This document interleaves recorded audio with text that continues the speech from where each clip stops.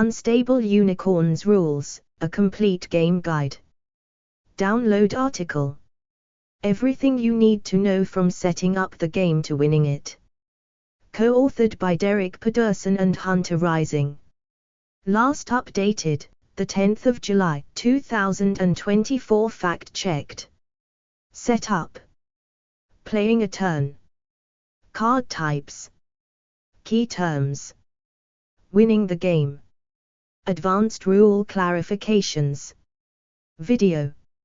If you're looking for something fun to play with friends, Unstable Unicorns is the perfect addition to your game night. During the game, you'll build up a collection of cute and unique unicorn cards, but it's a race against other players. The rules are so simple, and we've got everything you need to know to get started.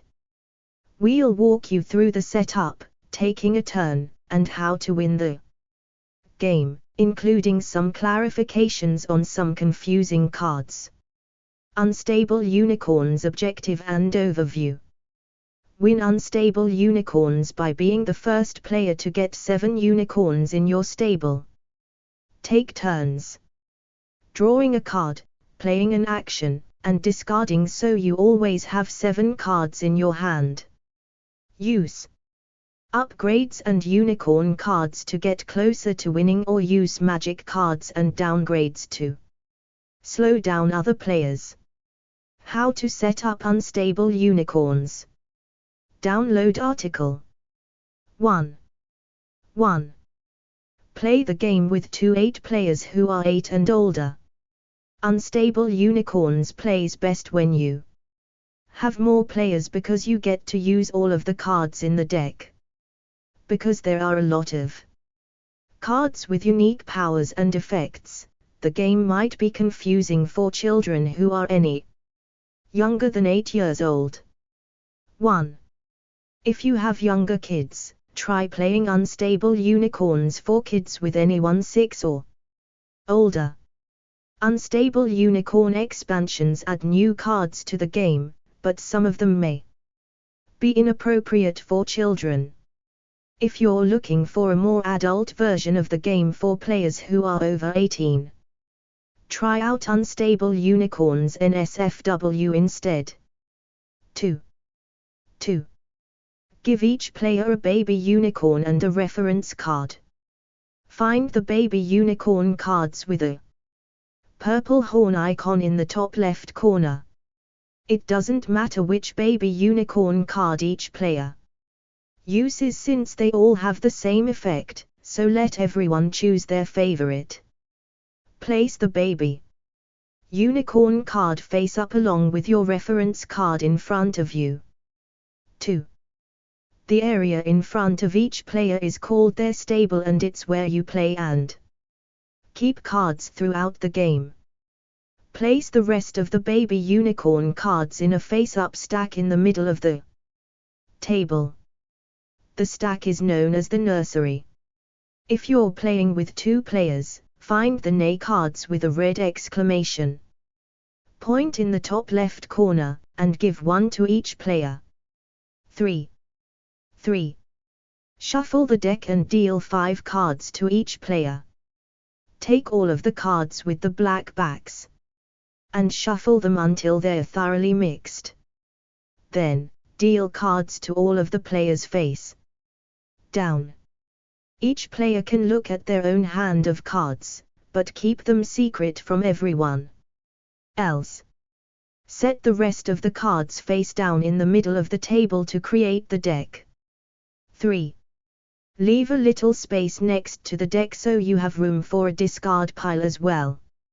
If you're playing with 2 players, remove the following cards from the game before shuffling the deck. 4. All basic unicorns. Queen Bee Unicorn, Seductive Unicorn, Rainbow Unicorn, Mother Goose Unicorn, Necromancer Unicorn, Nanny Cam, Sadistic Ritual, Slowdown. 4. Choose whoever is wearing the most colors as the first player. The person who's dressed the most colorful is considered the most unicorn-like, so they get to go first.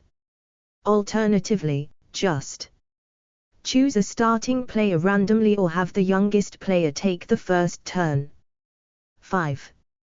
How to play a turn in unstable unicorns. Download article. 1. Activate beginning of turn effects on cards in the stable. If it's the first turn of the game, there are no cards to activate yet. When a played card has the phrase, "If this card is in your stable at the beginning of your turn, then perform the effects listed on the card." 6. An effect might be playing a unicorn from your hand, drawing extra cards, or stealing cards from another player. Card effects that have the word "may" are optional. Otherwise, the effect is mandatory. If you have multiple cards with abilities that trigger at the beginning of your turn, their effects happen all at the same time and you can choose the order to do them. If a card tells you to end your turn after activating it, you can still use the effects from other cards in your stable. 2. Draw a card from the deck. Take the top card of the deck and simply add it to your hand. Keep it hidden from the other players so they can't see what you're holding. 7. 3. Take one action of the 5 available actions. Players only get one action per turn, however playing some cards may give you additional effects or actions. We'll cover the card types and their effects later, but choose one of the following actions to take. 8.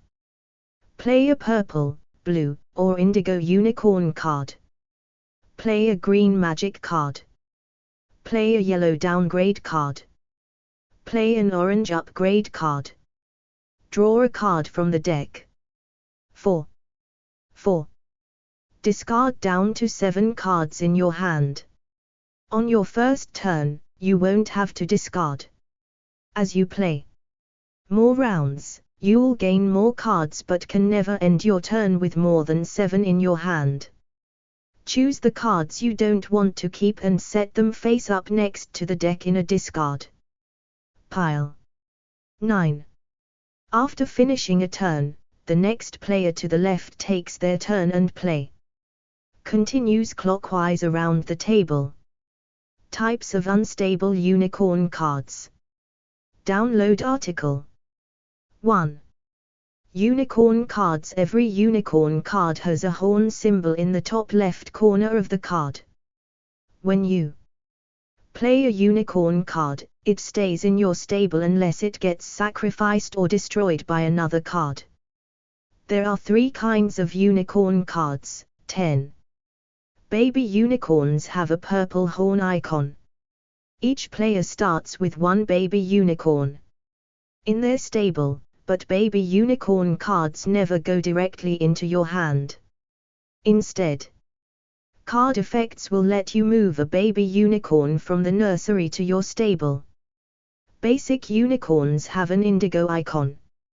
Basic unicorns don't have any special effects when you play them, but they count towards the number of cards you need to win. Magical unicorns have a light blue icon and extra effects that trigger when you play them or at the beginning of your turn. For example, the rainbow unicorn allows you to play an additional basic unicorn from your hand. 2. Magic cards. Magic cards have a green star icon in the top left corner. When you play a magic card, activate the effect listed on the card. After you finish resolving the magic card's effect, set it in the discard pile. 11. Magic card abilities can vary. A card like Dragon's Breath lets you destroy another player's unicorn card, while one like Silver Tongue forces other players to show you their hand or give you a card. 3. Downgrade cards. A downgrade card has a yellow arrow pointing down as its symbol. Downgrade cards have negative effects, and you target another player to put them at a disadvantage. These cards stay in the player's stable until it's destroyed or sacrificed. 12. Downgrade cards like Tiny Stable make a player sacrifice a unicorn card if you ever have more than 5 in your stable, while ones like Broken Sundial force a player to skip card effects at the beginning of their turn. 4. Upgrade cards. Upgrade cards have an orange arrow symbol pointing up in the corner. These cards give strong bonuses that can help you win the game more quickly. Upgrade cards stay in a player's stable until they are either destroyed or sacrificed. 13. Upgrade cards can have effects like Double Dutch, which allows you to play 2 cards when you take actions, and Ugly Holiday Sweater, which prevents your unicorn cards from being stolen by other players. You can play an upgrade card on any player you want, including yourself. 5. Instant cards. Instant cards have a red exclamation point in the top corner. These cards are the only ones that you can play on another player's turn to prevent other players from taking an action. 14. A common instant card is Nay, which sends the card another person is playing directly to the discard pile instead without resolving any effects. You can play any number of instant cards during a single turn. Key terms. Download article. 1. Draw. When a card effect tells you to draw, take the top card from the deck and add it to your hand without showing another player. 2. Discard. If a card tells you to discard, choose one card from your hand and set it face up in the discard pile. 15. 3. Sacrifice. When an effect tells you to sacrifice a card, choose one of the cards in your stable and put it in the discard pile. Sacrificing is a great way to get rid of downgrades that have been played against you. 16. 4. Destroy. When an effect instructs you to destroy a card, choose a card from another player's stable and set it face up in the discard pile. 17. 5.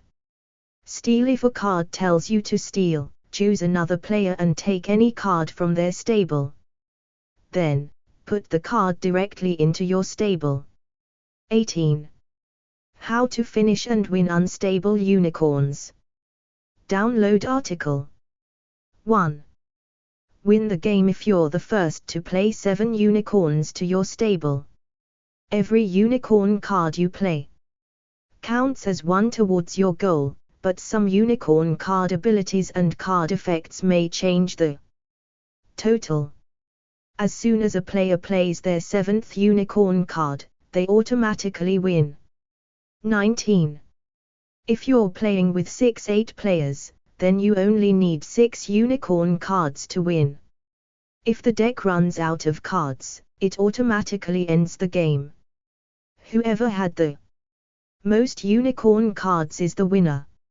If there's a tie, count the number of letters in the names of all of the unicorn cards you played.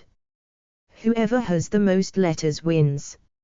If there's still a tie, then no one wins. Advanced rule clarifications. Download article. 1. Resolving effect chains. When card effects activate at the same time, like at the beginning of a turn, all the cards are considered in the same link of an effect chain. If an effect triggers the ability of another card, the second card is part of a different link. Resolve all the card effects of one link before moving on to the next one. 20. If multiple card effects have you target another card, you may not select the same card twice in the same link. 2. Card effects with multiple actions. Some cards have multiple effects that trigger automatically. Or if a specific condition is met. Always resolve the effects in the order they're written. If the word "and" separates the actions, you must perform both of them. If a card says "then," perform the first action. If you're able to successfully do the full action, then you may also do the second action. When a card says "if you do the second action only if you chose to do the first action." 3. Impossible actions. If you're not able to perform an action that's listed on a card, then you may not play that card. If another player's card makes you do an action you're not able to perform, then just ignore it. Some common impossible actions are discarding a card when you have an empty hand, destroying a card when you don't have anything in your stable, sacrificing a card that isn't allowed to be sacrificed. 4. Targeting players. Each card effect uses specific phrasing to determine who you can target. If the card says "any player," you can target one player including yourself. If the card says "another player," you can target anyone except yourself. If the card has "each player" on it, then target every player including yourself. If the card has "each other player" on it, then target every player except yourself. When a card says "any number of players," choose as many players as you want, except yourself. 5. Playing versus bringing cards. Playing a card refers to playing a card from your hand as your turns single action or using an instant card. Bringing a card to your stable doesn't count as playing it, so another player can't use a nay card to make you discard it. 6. Pulling versus choosing cards. If a card tells you to pull a card, choose it randomly without looking at what it is. If you get to choose a card from someone's hand, then you can look at all the options available before deciding which one to take. 7. Searching for cards. If a card effect lets you search the deck or discard pile for a card, then show every other player which card you picked before adding it to your hand. This helps keep the game fair. If you search the deck, shuffle it afterward. How to dress up for a disco party. Download article. Methods. 1. Selecting clothing items. 2. Choosing items with a disco vibe. 3. Doing your makeup and hair. Plus show one more. Other sections. Questions and answers. Related articles. References. Article summary. Co-authored by Susan Kim and Janice Typerman. Last updated, the 23rd of June, 2024. References. Disco outfits are known for their bright, funky colors and fun accessories. When you go to a disco party, you want to make sure that your outfit is as authentic as possible. You can start by shopping online or in a vintage shop for some fun and classic outfits from the disco era. Considering different fabrics and fashion trends as you go. Once you've selected your costume, jazz it up with a classic hairstyle, some disco-ready makeup, and some great shoes and accessories. With all the glitz and glam of the disco era, you'll be sure to find an outfit that works for you. Method 1. Selecting clothing items. Download article. 1. 1. Try on a jumpsuit for a funky and sleek look. Jumpsuits are a great option for both men and women due to their timeless style and sleek appearance. If you truly want to embody the disco era, opt for a one-piece jumpsuit that reaches your ankles. This garment is great if you plan on dancing a lot. You can even jazz it up with high heels or platform shoes. 1. For example, wear a sleeveless coral jumpsuit along with a pair of chunky, high-heeled sandals. For a more masculine approach, opt for a two-toned jumpsuit. Instead, like purple and black or tan and brown. Unlike other fashion staples of the disco era, jumpsuits are still worn today. 2. Pay homage to traditional 70s fashion by wearing a disco suit. Get into the spirit of the times by going to the party in a three-piece disco suit. For an especially bold look, opt for an all-white ensemble. If you'd prefer to add a splash of color, try pairing a dark vest and slacks with a brightly colored dress shirt. 3.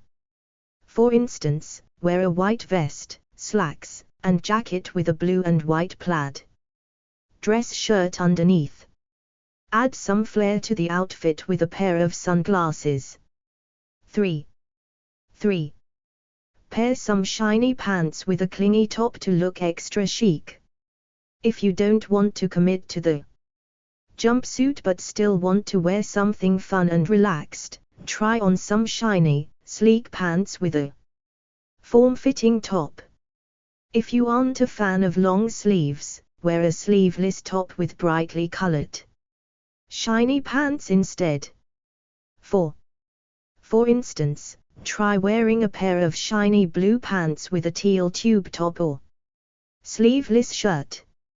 For a bold long sleeve option, try a black shirt paired with some bright red pants. 4. Stay relaxed and comfortable in some bell bottoms. Dress down for a disco party by pairing a funky top with some classic bell bottoms. Don't feel limited to just wearing blue bell bottoms. Instead, try creating a theme with your outfit. 5. For example, try pairing a dark, sleeveless top with some pink paisley patterned bell bottoms.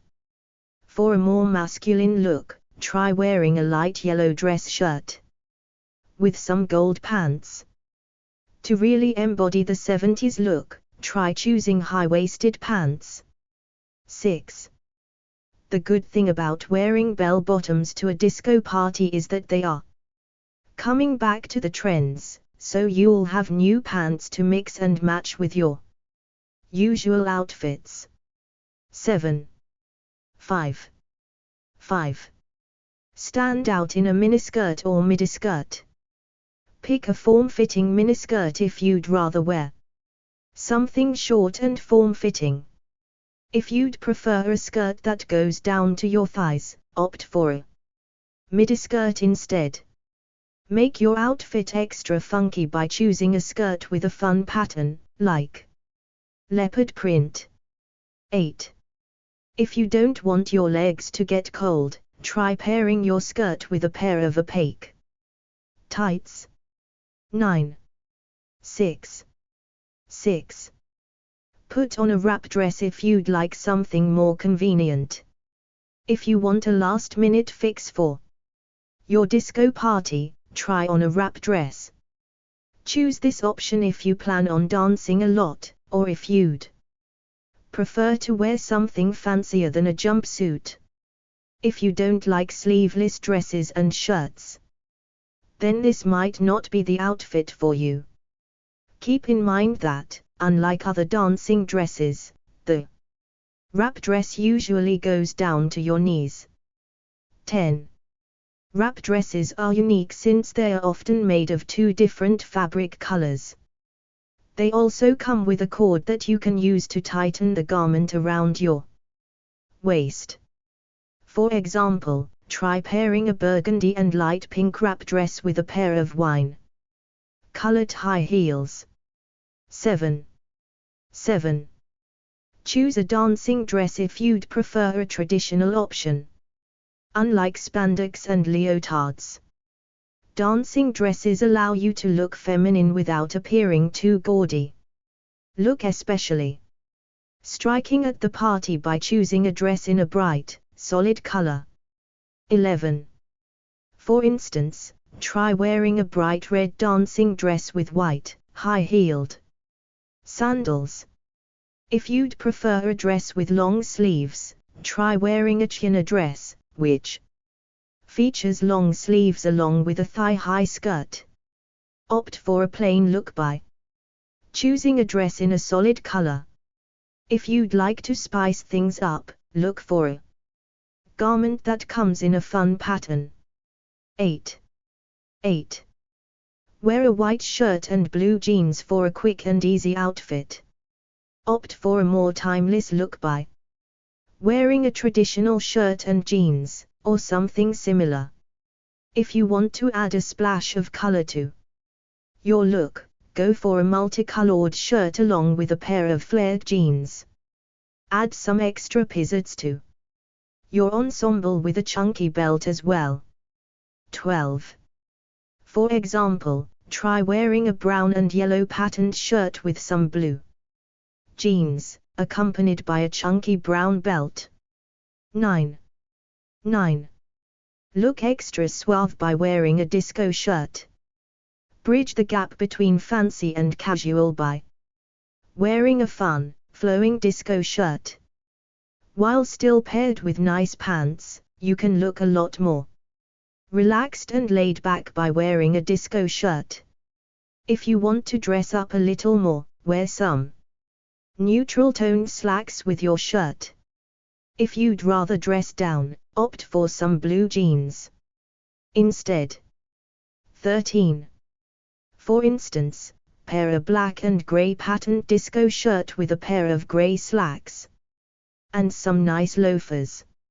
Method 2. Choosing items with a disco vibe. Download article. 1. Dress up in bright, flashy colors to stand out at the party. Get in the spirit of the disco era by wearing a variety of fun, bright colors. Don't worry about your colors clashing or looking too out of place. At the disco, all colors are welcome. If you're feeling especially bold, opt for metallic or sequined clothes to make your outfit sparkle. 14. For instance, try pairing a bright orange, form-fitting crop top with a pair of dark blue bell-bottoms. 2.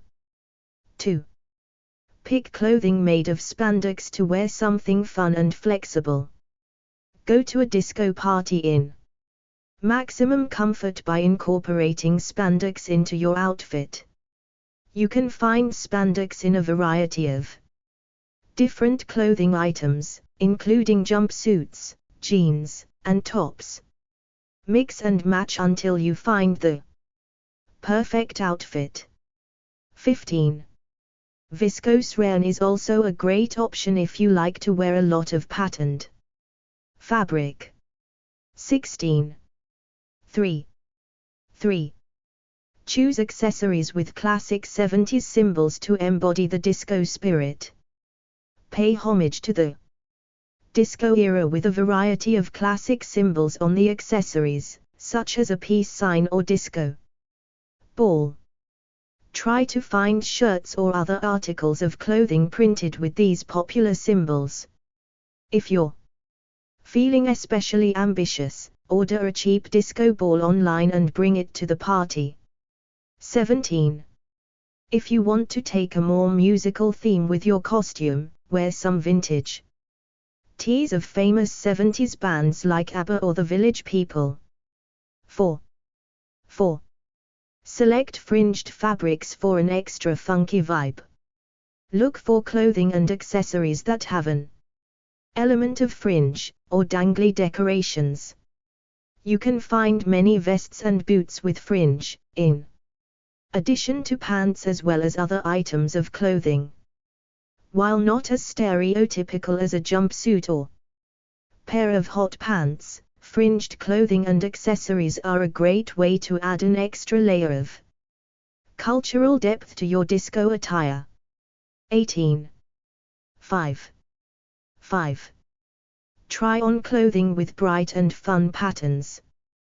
Take advantage of the disco era's bright and flamboyant fashion style by opting for patterned clothing and accessories. If you're looking for a more feminine style, choose a shirt or dress with a paisley pattern. If you'd prefer a more retro look, opt for a Hawaiian shirt instead. 19. Animal and floral prints are also great pattern options for a disco costume. Method 3. Doing your makeup and hair. Download article. 1. Apply heavy layers of pastel makeup for a classic disco look. Use a small makeup brush to pack a lot of pastel eyeshadow on your eyelids. To really exaggerate the look, brush some product above the crease, stopping right beneath the brow bone. If you want to go for a bolder look, try an eyeshadow in Robin's egg blue or lime green. 20. If you'd like to get some makeup inspiration, look online for images of fashion magazine covers and makeup advertisements from the 1970s. 2. Add some face gems to make your face shine. Stand out from the crowd by decorating your face with rhinestones. Use a skin-safe adhesive to glue the gems into a fun shape or pattern. And let the disco lights do the rest. If you want to look especially bold, try using larger and chunkier rhinestones. 21. Silver or diamond rhinestones are a great color that go with almost any outfit. 3. Wear thick eyeliner to make your eyes pop. Imitate some musical greats of the disco era by applying heavy amounts of dark eyeliner around your eyes. Don't worry about looking out of place at the party, since disco is all about bold and exciting looks. If you don't want to apply too much product, start by giving yourself dramatic wings around the corners of your eyes. 22. 4. Feather your hair into layers for a chic, feminine look. Get ready for a disco party by layering your hair in large wispy sections. If you don't want to mess up your natural hair, search online for wigs that have feather layers. If you're styling your natural hair, keep in mind that feathered layers long best on people with shoulder-length hair. For inspiration, look up pictures of Farrah Fawcett online. 5. Part your hair down the center for a traditional 70s hairstyle. Save some time by going for a simpler but classic 70s look. If you'd prefer not to spend a lot of time on fancy updos, use the narrow end of a comb to part your bangs down the middle of your head. Make sure that you have equal amounts of hair on each side of your face. 23. Keep in mind that this style is easiest for people without short bangs. If you have shorter bangs, keep them front and center. 6. Go for a mullet or surfer hairstyle to look like a rock star. Embody the cool vibe of the disco era by making your hair loose and free. If you don't feel like going to a lot of trouble, tussle your neck or shoulder length hair so it looks messy, or like you've just come from the beach. If you'd rather give off a more classic look, opt for a mullet instead. If you don't want to style your hair in a mullet, try purchasing a mullet wig online instead. Method 4.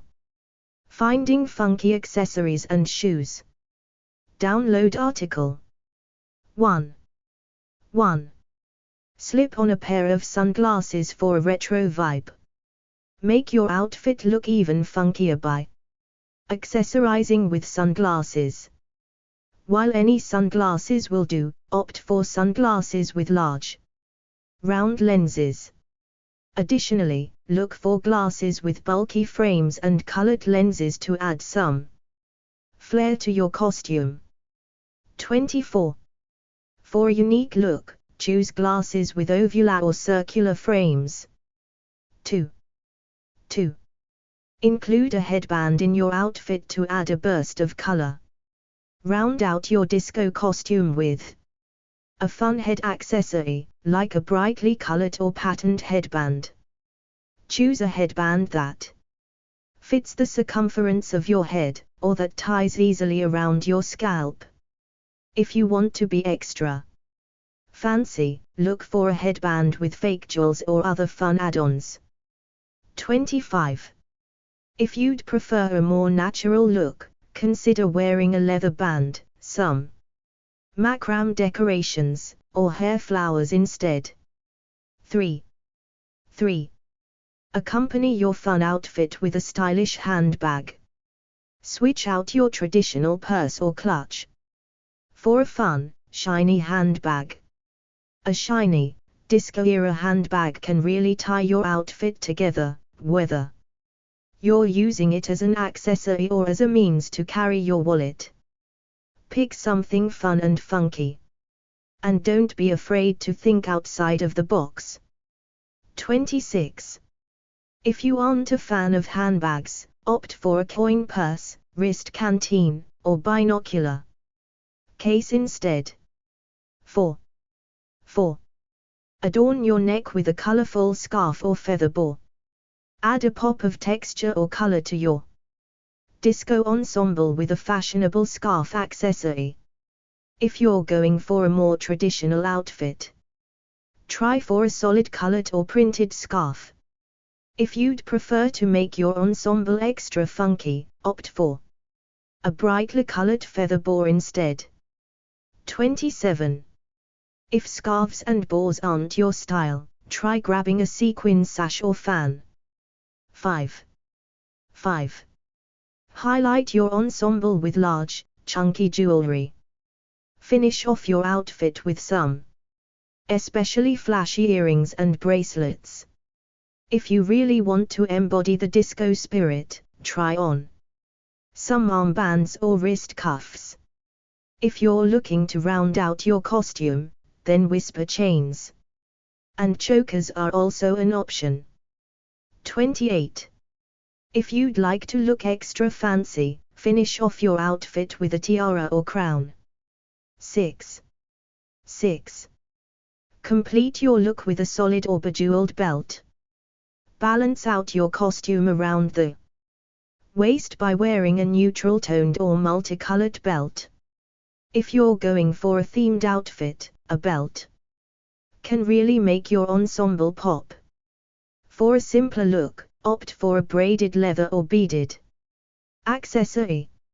If you'd prefer to stand out, choose a shiny vinyl, velvet, or rhinestone-encrusted belt. 29. If you're wearing a full-body outfit, like a jumpsuit, consider tying off the garment with a fabric sash. 7. Add some height to your outfit with platform shoes. Be the tallest person in the room by slipping on some platform shoes. If you can't decide what kind of style to go for, platform shoes are a great starting point. If you want to try a more simple look, opt for chunky platform loafers that only rise 1 to 2 inches, 2.5 to 5.1 centimeters. If you want to go for a bolder style, try on some platform boots or sandals that rise several inches or centimeters. 30. For a classic disco look, pair a jumpsuit with a set of platform loafers or boots. Alternatively, pair a sleeveless white dancing dress with a pair of high-heeled sandals. If you'd like to add more color to the outfit, try a more brightly colored dress with more colorful shoes. 8. Pick out some golf shoes for a classy look. Complete a more formal disco outfit with some monochromatic golf shoes. Unlike many other accessories and outfit choices of the disco era, Golf shoes help you look ready for the party without seeming gaudy. For an especially formal look, try pairing golf shoes with slacks or a nice suit. 31. For instance, wear a pair of black and white golf shoes with a black or white disco suit. 9. Wear some loafers to give off a more traditional vibe.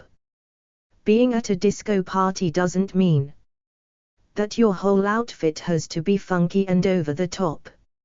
If you want to put more emphasis on your shirt and pants, slip on some loafers to round out your outfit.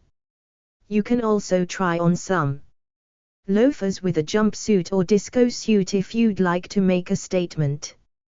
32. For example, try wearing an all-white disco suit with a pair of white loafers. You can also pair some neutral-toned loafers with a funky disco shirt and a dark pair of slacks or bell-bottoms. 10. Try on some tall boots to show off your legs. You don't have to choose an outfit with a long skirt or pant legs. Instead, pair some tall boots with a mini skirt, or a tight set of hot pants. Feel free to jazz up your outfit with some color, too. If you're wearing a brightly colored top, feel free to wear a pair of colorful, knee-length boots to match. 33. For instance, pair some navy blue and teal boots with a teal top, along with some matching hot pants. Fringed boots are also a fun fashion trend you can take advantage of for disco parties. Despite the name, hot pants look more like shorts, and only reach the top of your thighs. Community Q&A. Question. My friend is holding a disco birthday party with a buffet and the dress I had in mind was laughed at because it looked like it was from the 90s. What should I do? Dancing cookies. Community answer. Try to find another themed dress if it really bothers you. Try to find one with bell sleeves and in a bright color. You could also pair it with a pair of go-go boots to make it look even better. Not helpful 7, helpful 16. Question. Can I wear jeans with a gold belt? Min 4. Community answer. Yes, you definitely could. I think a bright shirt could be a nice complement as well. Not helpful 6, helpful 23. Question. I am going to a school dance, but I do not want to look weird. What do I wear? EE 3333. Community answer. You should just wear a nice dress, a little bit of jewelry, and heels if you are not going to dance. Or flats if you are. Not helpful 5, helpful 23. See more answers. Ask a question. Submit. Tips. Most disco clothing and accessories can be purchased online.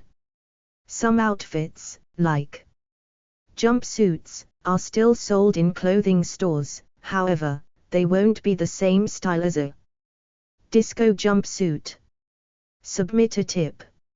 All tip submissions are carefully reviewed before being published. How to go clubbing. Download article. Parts. 1. Getting ready. 2. Getting into the club. 3. Having fun at the club. Other sections. Questions and answers. Related articles. Expert interview. References. Article summary. Co-authored by Bridget Borzolo and Kyle Hall. Last updated, the 29th of June, 2024. Looking to have a fun night out clubbing with your friends? Before you call a cab, make sure you're dressed for the club and you have your wallet and ID on you. When you arrive, you may need to wait in line and show a bouncer your ID. Once you make it inside, you can grab a drink or head on to the dance floor with your friends. Part 1. Getting ready. Download article. 1. 1. Put on something you feel confident in. Clubbing is about having fun, and you'll have more fun if you feel great in your outfit. Just make sure you're dressed appropriately for the club you're going to. Avoid things like sweatpants, t-shirts, and sneakers, unless the club you're going to is casual. If you're going to a high-end club, call ahead or check their website to see if they have a dress code. 1. A button-up shirt and slacks or a shorter dress are always safe outfit choices for the club. Wear shoes you won't mind dancing and walking around in all night, just avoid sneakers and flip-flops. 2. 2. Invite your friends out. Clubbing is more fun when you're with friends. Text or call your friends and ask if they want to go out clubbing with you. Invite them over beforehand so you can all ride to the club together. You can even invite them over early so you can all get ready together. 3. 3. Designate a driver or order a cab. If you and your friends plan on drinking alcohol at the club, designate someone to be the sober driver. If everyone wants to drink, order a cab, Uber, or Lyft to bring you to the club. 4. 4. Bring your wallet and ID. You'll need money to buy drinks and pay the cover charge if the club has one. Make sure your ID is in your wallet, you won't be able to get into the club without it. You can use your license or passport as your ID. 2. Make sure your ID is valid and current or you won't be able to get into the club. If you don't have any pockets to carry your wallet in, bring a clutch with a wrist strap to carry your money and ID in. Don't bring a large handbag unless you won't mind carrying it around the club all night. Ainaj Karis, personal style expert. When preparing your clubbing outfit, think sexy yet classy. Avoid anything too revealing or sloppy. A short skirt or dress styled with heels and accessorized with jewelry creates an alluring look that says you made an effort. For men, choose a button-down or nice shirt with dark jeans or pants and dress shoes. Part 2. Getting into the club. Download article. 1. 1. Be prepared to wait in line. If you're going clubbing on a busy night, like a Friday or Saturday, there may be a line to get inside. Get in the back of the line and chat with your friends while you wait. The line should move quickly. 2. 2. Show the bouncer your ID. Most clubs have a bouncer standing outside that checks everyone's IDs to make sure they are old enough to get in. Take your ID out before you get to the bouncer so you're ready when it's your turn. Be polite and respectful. The bouncer can turn you away if your group is being rowdy or rude. 3. 3. 3. Pay the cover charge if there is one. Some clubs charge people at the door to get in. Use cash in the exact amount if you have it. If you're using a card, you may need to sign a receipt. 4. 4. Let the bouncer or attendant put a wristband on your wrist. The wristband is so the bartenders and security know you're of legal age and that you paid to get in. If the bouncer doesn't put a wristband on you, there may be an attendant inside that will. Don't take off or lose your wristband or you could get kicked out of the club. Part 3. Having fun at the club. Download article. 1. 1.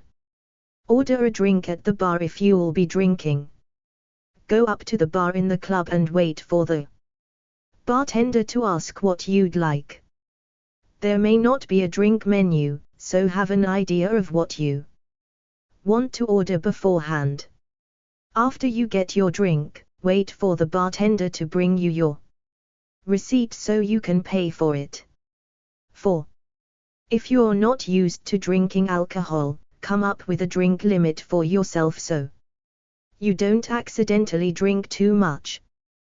Keep a tab open and leave your card with the bartender if you plan on ordering multiple drinks throughout the night. Never leave your drink unattended.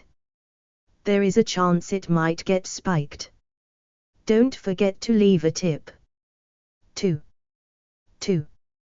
Dance with your friends. Bring your drink on the dance floor if you have one, but be careful not to spill it. Try to dance along with the kind of music that's playing. If you're not sure how to dance, just try to keep timing with your feet. Try out some basic club dance moves like nodding your head or rolling your shoulders. Be respectful of other people on the dance floor. Don't dance with someone unless they make it clear they want to dance with you too. 3. 3. Grab a booth or table when you need a break. Make sure the booth isn't taken already.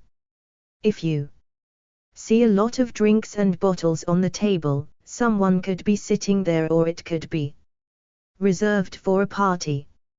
4. 4. Don't be afraid to order water at the bar. It's easy to get overheated when you're dancing and drinking all night. Go up to the bartender and ask them for a water. At most clubs, water is complimentary, so you can have as much as you want. Community Q&A. Question: how can I enjoy clubbing if I have low vision and can't see well due to the dim lights? Community answer: it's not always all about what you see, it's also about what you hear. Enjoy the music and just dance like nobody is watching. Not helpful 39. Helpful 38. Question: what is the minimum age to go to a club? Community answer: most clubs require you to be the minimum age to legally purchase alcohol. Not helpful 64. Helpful 34. Question: can 30 or 40-year-old people go clubbing too? Community answer: of course. Anyone can go clubbing if they want to. As long as they are over the legal age, 18 or 21. Not helpful 7. Helpful 29. Ask a question. Submit tips. Submit a tip. All tip submissions are carefully reviewed before being published. Submit. You might also like 50+ creative and funny Tinder bios to start a conversation. Everything you need to know to get into Bergin. How to take the perfect thirst trap. Unstable unicorns rules, a complete game guide. How to dress up for a disco party. How to make your own TV show. How to reach Bannerghatta National Park from Bangalore. How to dance disco. How to tell a story. How to build a float. How to get cast on Love is Blind and find your other half. How to be able to create a story. How to organize a parade. How to make illuminated manuscripts. Expert interview. Thanks for reading our article. If you'd like to learn more about having fun, check out our in-depth interview with Bridget Borzolo. How to make your own TV show. Download article. Methods: 1. Developing your idea. 2. Writing a TV script. 3. Getting your show on air. Other sections: questions and answers, tips and warnings, related articles, references, article summary. Co-authored by Lucy V. Hay. Last updated, the 26th of July, 2024. Approved. Getting into the television industry is notoriously difficult, but the advent of cheap technology and internet distribution has made it easier than ever to get views. Almost anyone can get noticed, but it takes a lot of commitment and hard work. Method 1. Developing your idea. Download article. 1. Come up with a compelling premise, or what if idea. Your idea could be as simple as: what if a documentary crew filmed a small paper company, The Office, to a big, complex idea. Like what if a chemistry teacher started cooking meth? Breaking Bad. This is the backbone of your show, what will set it apart, and what will help it sell. A lot of what-ifs are generated by mixing and matching existing shows. 30. Rock, for example, is the world of SNL mixed into the workplace humor of The Office or Cheers. Famed drama The Wire is a mix between crime shows and political thrillers. Think of shows you admire and might emulate. What are their simple, 1. Phrase what if ideas. 2. Choose the genre and format for your show. This is one of the most important decisions you'll make, as it affects everything that comes afterward. The genre is the mood and tone of the show. Is it a comedy, medical drama, or reality TV show? The format is the timing of the show, and there are a few options. Episodic: each episode is a self-contained story. Comedies are usually episodic, half-hour shows, but some crime shows and murder mysteries are also episodic. Serial: each episode builds on the story of the one before it. These shows generally tell season-long stories and lead to a big conclusion, like Breaking Bad, The West Wing, or Gravity Falls. They are almost always hour-long shows, and are usually dramatic. Sketch shows are made up of many smaller, self-contained stories. This is like Saturday Night Live, Key and Peele, or Mad TV. 3. Develop your characters. List each character and give them a 2 to 3 sentence description.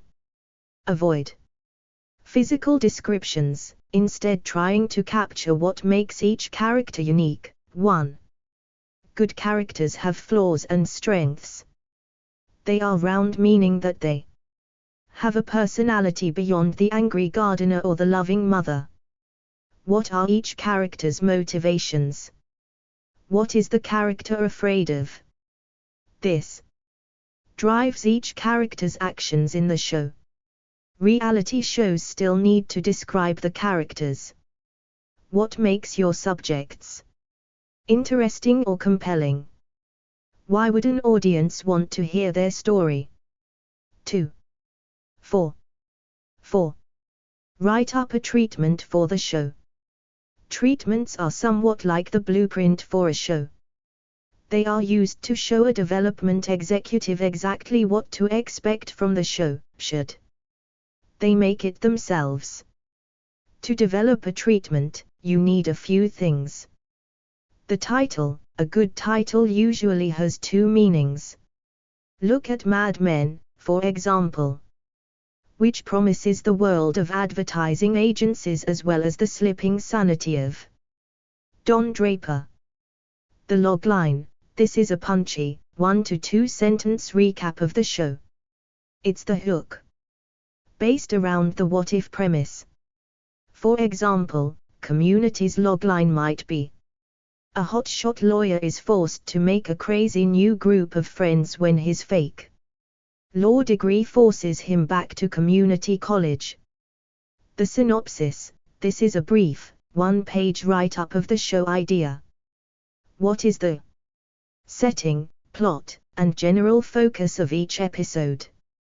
How can you capture the essence of the show in 3 to 4 sentences? If this is a serial show, outline the progression of the first season.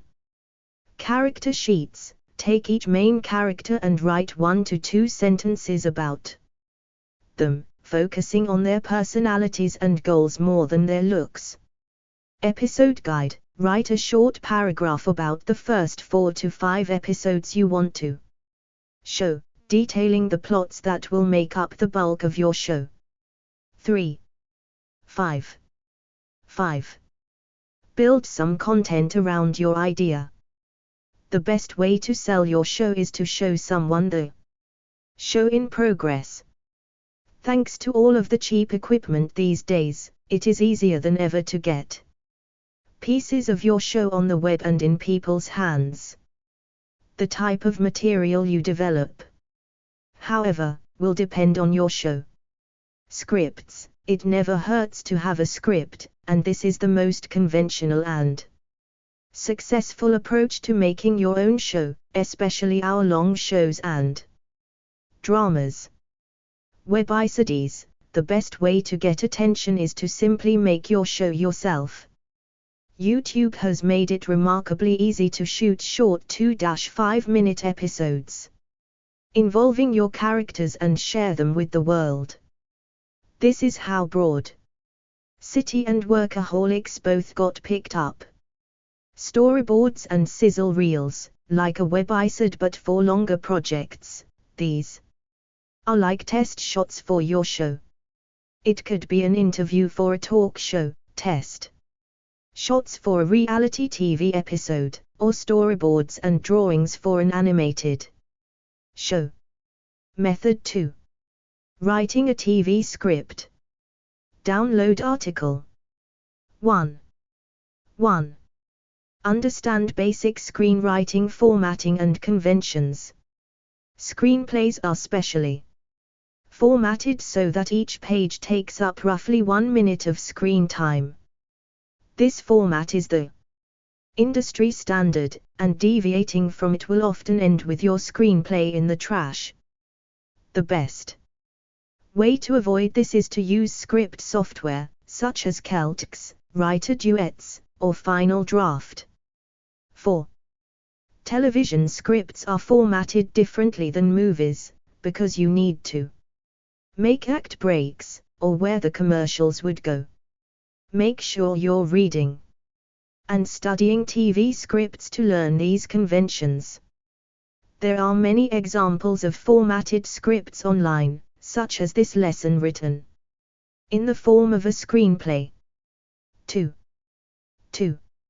Read as many screenplays in your genre as you can. Go online and check out scripts from every show similar to yours, and from different shows as well. Watching TV is a great way to understand plotting, but if you're going to write scripts you need to understand the art of the script. Take notes as you read about style, plotting, and substance. Reading screenplays is a must in this business. You need to learn how to be funny, dramatic, thrilling, and engaging without any actors, cameras, or music to help you. Make notes of what works, what doesn't, and how the writer builds the world of the episode on the page. 3. Understand the needs of a good pilot. A pilot is the first episode of a TV series, and they are notoriously difficult to write well. Why? Because pilots require you to do many things at once. With a short page count, you must introduce the characters. You don't need to go into the entire backstory, but the viewer needs to know enough about these characters to want to follow them. The very first time you see a character should show their basic personality. Introduce the world. This is about more than just the setting, it is the rules of the show. What are some of the main concerns for the characters? What kind of events happen regularly? This is the exploration of your what-if premise. Show the general pattern of the show. Your pilot episode doesn't just have to introduce everything, it has to be a good show. You need to give people an idea of what they'll see each week. Arrested Development, considered one of the best pilots ever, does this perfectly. It sets up the characters, shows the world. Rich, corrupt socialites and hedge fund managers, and shows the farcical, interlocking plot structure the show later became famous for. 4. Outline your plot using TV act structure. TV shows, despite their originality and diversity, have a pretty rigid structure. Because most TV comes with commercials, these little breaks are convenient places to end each act. Think of an act as a collection of scenes that tells the mini story of an episode.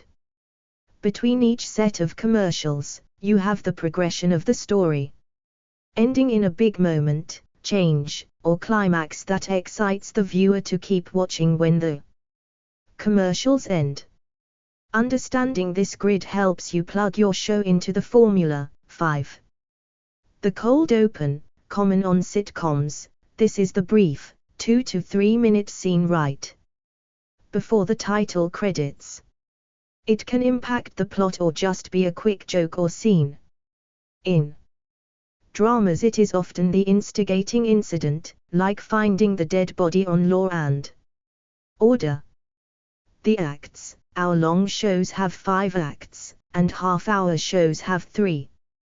You want each act to be somewhat self-contained. It has a beginning problem, a series of complications that prevent the characters from solving the problem, a climax, and a resolution. Act 1 introduces a problem, and the characters try and fix it but fail. In Act 2, the characters are in an even bigger mess, thanks to their failure. They make another attempt and things end up worse than before, or a new problem arises thanks to the old one. In Act 3 everything returns to normal, either by the characters crashing back down to earth or finally fixing the mess they got into. The ending, your last act, brings the audience back around. For a pilot, you need to prove to the audience that they should come back next week. In dramas this usually occurs with a cliffhanger, or the promise of next week's adventure. In comedies the episode almost always ends where it started. Your characters don't change much and are ready for next week's hijinks. The status quo is returned. The tag, also known as the stinger, this is the small scene right before or after the credits. Usually, it is to continue a joke, show a little resolution, or hint at what happens next episode. 5. Do a table read after your first draft. Get some friends together and hand out copies of your script, then have them read out each part as if they were actors. You can narrate, but try not to play any of the characters. Instead, take notes on what sounds natural and what doesn't. Ask the guests afterward what they thought about the script, where were they confused, what did they enjoy, did their characters feel real and would they watch the show. You need to get outside input, and hearing your script out loud is the best way to find mistakes you might have missed while reading. 6. Write, and rewrite. Take a few days away from the script and approach it again with fresh eyes. You need your script to be as polished as it can be in order to make an impression. Because there are thousands of scripts competing for attention. Some things to look out for include spelling, grammar, and formatting. A typo on the first page is a good clue for someone to throw the whole thing away without reading. Pacing. Every single scene should move the plot forward. If it is not, the show automatically starts to drag. No scene should start in one place and stay there the entire time. Your characters or situation need to change each time. Otherwise the scene is too slow. Dialogue. Do your characters sound natural? You need to put the image of a character in your reader's mind with just dialogue, so each character needs to talk in a unique, natural way, not just the way you need them to talk in the scene. Character is important, and you show character through speech.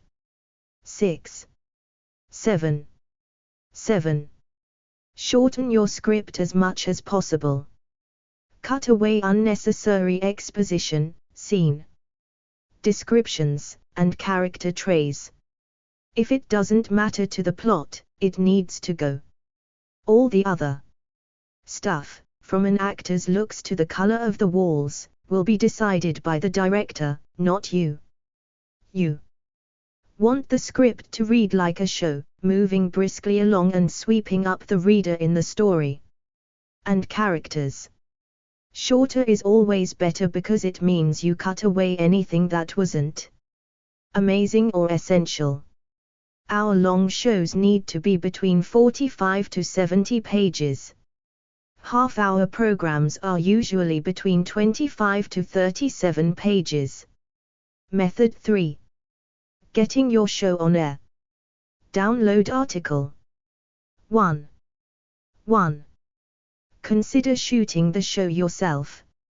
If you've never had a Hollywood job before, the best way to get attention is to demand it.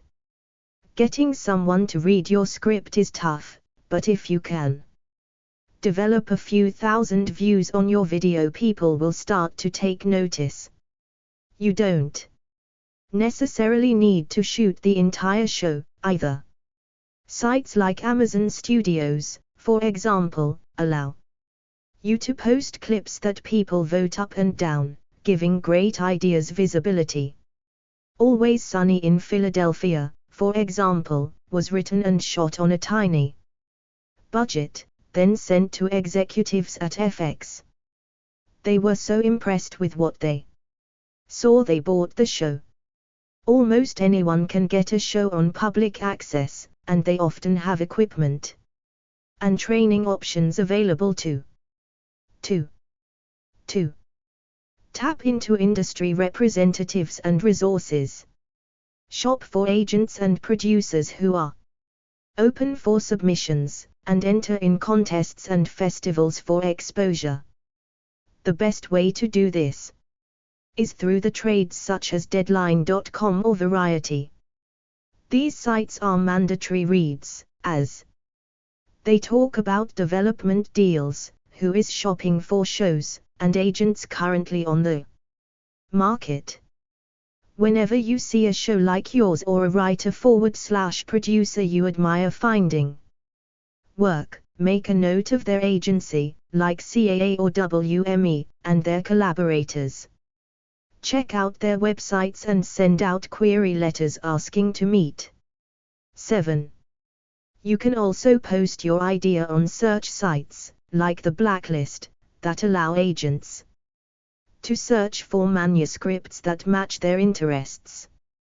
They cost money, however. And you should always research success stories by checking out the projects online to see if the show actually got made. 3.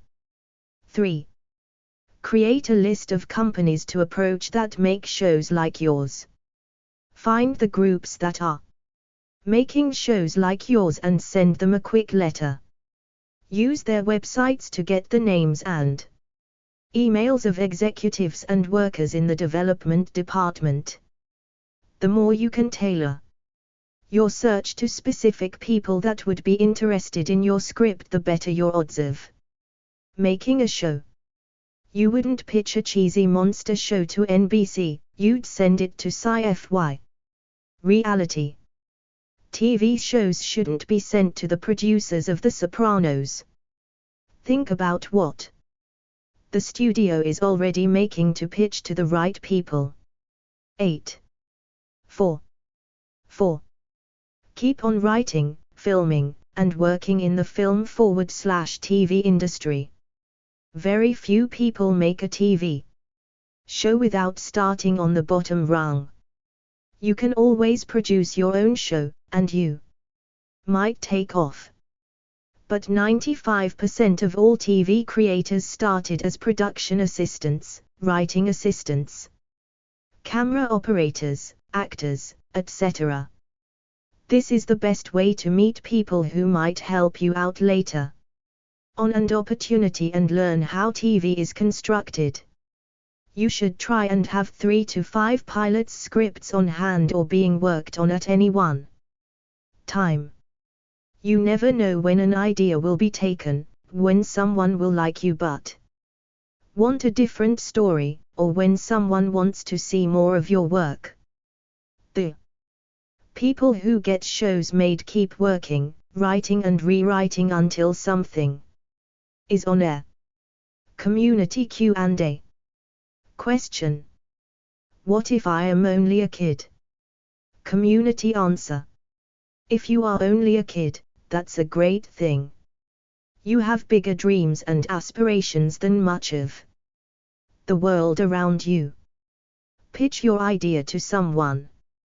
If they reject your idea because you're just a kid, start a YouTube channel and broadcast your show there. It's a great place to get noticed. Not helpful 46, helpful 588. Question: how many people can a show have? Community answer: you can make as many characters as you like. For example, Adventure Time has loads of characters. Not helpful 25, helpful 248.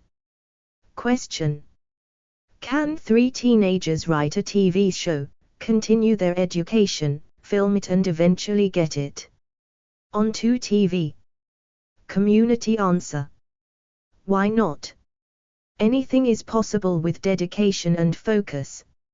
However, be realistic that it'll take a while and you may not be able to finalize it until your studies are finished for the year, allowing you to use the vacation time. You'll also need to get it to some producers and have people to check the idea of the show so that you're not wasting your precious time. Not helpful 35, helpful 279. See more answers. Ask a question. Submit. Tips. Promoting your show, clips, and ideas on social media is a great way to gain attention to yourself. If you do it with other people who have experience in TV programs in any way, they will help by expanding your network of connections, increasing the odds that it will be sold or that it will be popular, and, with nearly all people in the TV business, increasing your list of contacts. Tips from our readers. If you have an idea, write it down before you forget. Keep a notebook with you at all times, in case inspiration strikes. If you can, get a second opinion from a close friend. Make sure you're open to constructive criticism. Submit a tip. All tip submissions are carefully reviewed before being published. Submit. Warnings. It is not easy to set up your own real TV show that people watch on TV, for example BBC, ITV, ABC. But keep on searching for a way to do it, don't give up. Don't submit your concept or program without a trail of evidence, such as email, fax, or other method to establish proof of exposure. You can register your scripts for protection with the WGA as well.